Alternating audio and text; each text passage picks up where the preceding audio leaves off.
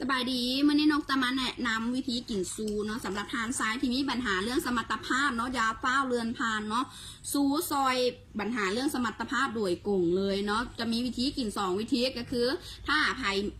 สามารถเฮ็ดกิจกรรมได้ปกติเนาะก็อยากไปเฮ็ดกิจกรรมอยู่เนาะให้ขึ้นไว้ขึ้นดีกว่าเก่าแข็งตัวดีกว่าเก่าตัวได้หลายรอบก็คือกินก่อนเฮ็ดกิจกรรม1 เม็ดเนาะ15 นาทีเนาะตัวนี้จะเฮ็ดให้ปึงปังพร้อมใช้งานได้เลยแล้วก็ภัยที่มีปัญหาเรื่อง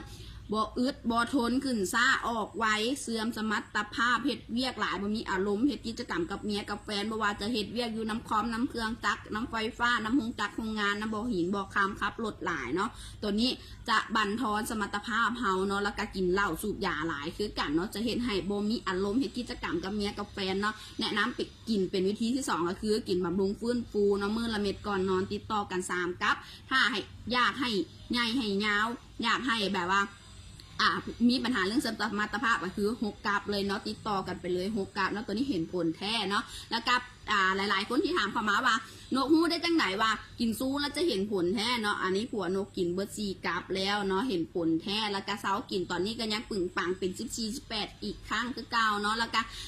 ตัวนี้มันเป็นสมุนไพรเด้อโบแมนไวอาก้าเนาะเป็นสมุนไพรห้อยเปอร์เซ็นต์บแมนไวอาก้าบแมนสารกระตุ้นบแมนสารเคมีอย่างแน่นอนปลอดภัยต่อสุขภาพ20 ปีขึ้นเมื่อกินได้อายุสูงก็สามารถกินได้เนาะแล้วก็ตัวนี้แมนมีข้อห้ามในเรื่องเป็นความดันตั้งทรงโรคหัวใจเวลาตับ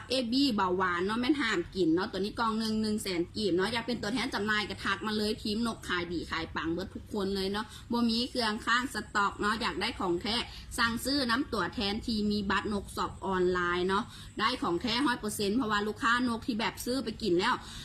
จากที่ซื้อไปกอง1 กั๊บมาซื้อ3 กั๊บ5 กั๊บแล้วก็เห็นผลดีอย่างแน่นอนไม่ค่าการลังตีเลยเนาะ100,000 กีบเนาะซื้อไปกินให้กั๊บมาเป็น